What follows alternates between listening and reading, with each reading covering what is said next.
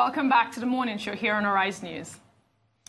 Our next guest is Yetty Williams. She's the founder of LagosMums.com, the first website in Nigeria dedicated to moms, parents, and caregivers as they go through the parenting journey.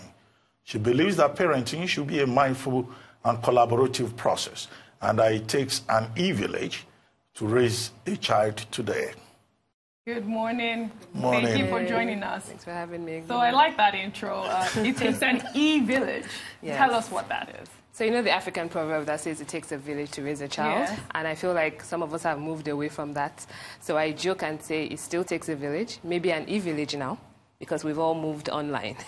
But the idea is it still takes a whole village, a community, support systems to raise our children for the future. Yeah, because when you emphasize the electronic village, the e-village, there are persons who say, in fact, the biggest threat to parenting in Nigeria, even to family life, is the social media. Yes. You see a typical family, they no longer have conversations. They are on social media, on the internet all the time, and parents don't have control, in most cases, over what their kids do with tablets, with phones, with smartphones. Don't you think that e-village you talk about is more of a threat rather than an advantage to parenting?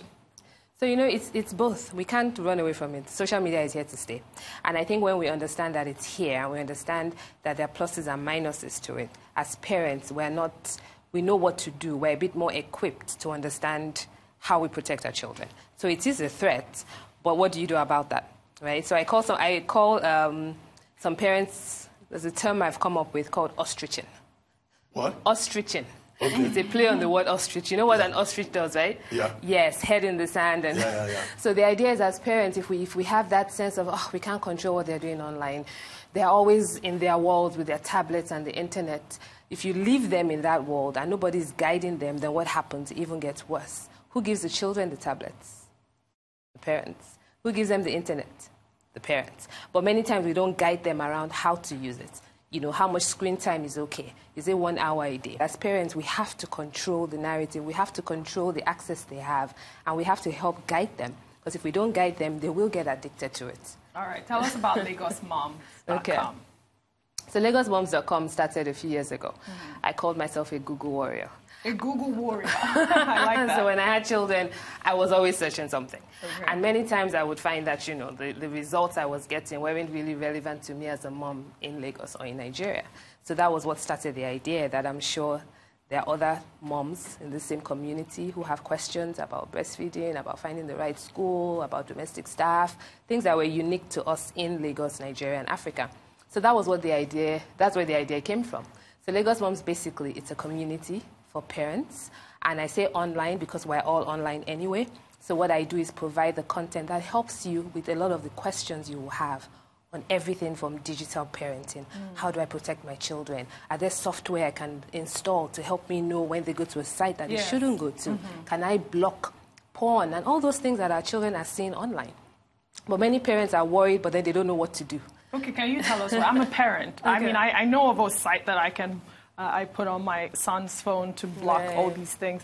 So for the benefit of our viewers, how can a parent actually control the So there are a few things you can do. There's a lot of them, once again, I'm sending everyone to the sites because there's so many tools on there. Okay. But there's something called Net Nanny, you know. Net Nanny. Okay.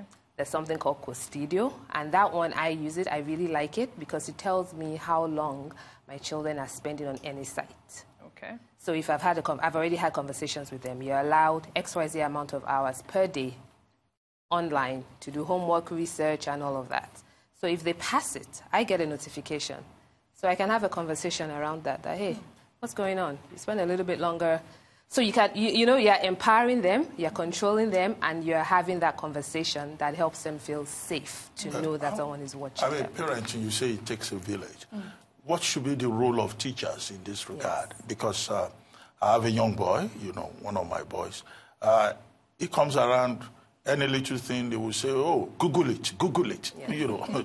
So it turned out that, you know, it's the teacher in school saying, Google it. Is it that these teachers have abdicated their responsibility and they are bringing up a generation for us that only understands the language of Google?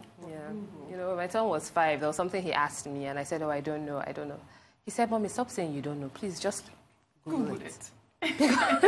You know, so it's back to we can't fight it. Google is here. But, you know, content without context is very dangerous. Our children can find anything online. That's the truth. But we have to help them know this is right. It's not always right. Anybody can put anything online. It doesn't mean it's accurate. Teachers are saying it. Even parents are saying it. There's some things they'll ask me, and I'll say, give me a second. let me Google it. But then we talk about the results together. So parents just have to find the time to help children know that the things you're saying online are not necessarily correct and are not necessarily true. Okay, so on this platform, what other types of conversations do you have with parents? Do you teach them how to take care of their children? Let's talk about even children with special needs, right? Do you guys have conversations like that? We do. So we have conversations around that. You know, special needs, it's on the increase. It's either, so there are two things. It's either it's being diagnosed more now, that's why it seems to be on the increase, or indeed there are reasons why more of our children are coming up on the spectrum. And what it means is intervention is very critical. The point at which a parent finds a professional to intervene at the right time can make all the difference between a child that can, you know, function a normal life. Because I think every child can function a normal life, no matter what the challenges are. But if you intervene when a child is 2 versus when a child is 7, that's a huge difference, huge difference. So we have a conference once a year where we move our online community physical. Okay. So last year we had one of these, and we had a panel around milestones. So that's the first thing, milestones as a mom, as a dad. What should your child be doing at 2? How many words should they be using at 2? Should they be taking steps in a certain way? There's a way children should be climbing down the stairs at a certain age that's showing development.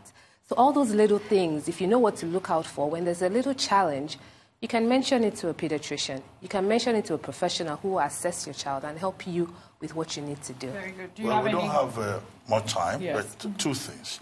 How much of a threat do you think this Googly tradition poses to reading, the reading culture? I see a generation that is growing that is just Googling and doesn't want to read. How do you bridge that gap? It's very critical. Children are not reading. It's a big struggle. They would rather be online than read. But one of the things we can do is, parents, how many times do your children see you with a physical book? You know, they say children do what we do, not what we say. So you say, go and read, but they never see you reading. You're always on a tablet. You're always on a device. So it's kind of difficult. You seem hypocritical. Oh, so reading is just for me, but you don't read. So pick up a book as parents. That's one thing we can do. And the second thing is, because reading is critical, it's important, that's how they learn, that's how they develop, we have to be firm on that one. A lot of parents are like, I don't want to fight them. They don't want to read. So, okay, fine, take your tablet. So once you're doing that, you're letting Google win. You're letting the online space win, because every time your child throws a tantrum, because they would rather be online, you let them be online. Okay. Well, you talk about LagosMums.com. Why are you excluding daddies? That's a very valid point. It's a very good point. Why? The daddies left out. Yeah. You know, because parenting is not just mom's job, it's everybody's job. So are you going to have a daddy? So LagosDads.com is something we're looking at. But dads come to our conferences. Increasingly, more fathers are coming. A few dads came last year, and they meant to just drop their wives. You know, African do you have another conference coming up? They're like, oh, it's the mother's job. And they ended up staying all day. Yes, we actually have one tomorrow. And what's that themed? So the theme this year is the future, our children to the world.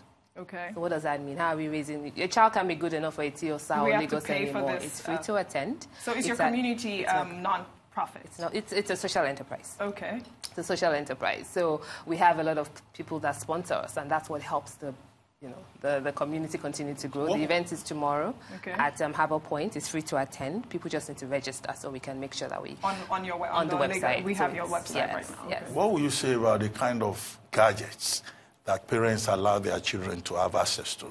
I mean, in some schools, they will say if your child is coming to boarding school, you can. Some of them are carrying iPhone X. Yes. Some of them are carrying, smartphones, really expensive ones. Yeah. And I wonder, and I say, if a parent will buy this kind of phone for this child, when he or she becomes, what is she going to buy? What do you say about that? Because, I mean, parents may need some advice, some counsel. It's back to that. Why is a young child with an iPhone? I don't get it. I don't understand why a child should have... Why not? There's the FaceTime and things that you can interact with your kids when they're far away and stuff. It's just really how to it's more, it's how to control. And you need to think about why you're giving your child. So like you said, some people do that because maybe the parent is abroad. Yeah. And FaceTime can only work with Apple products, for example. So, you know, you're going to say...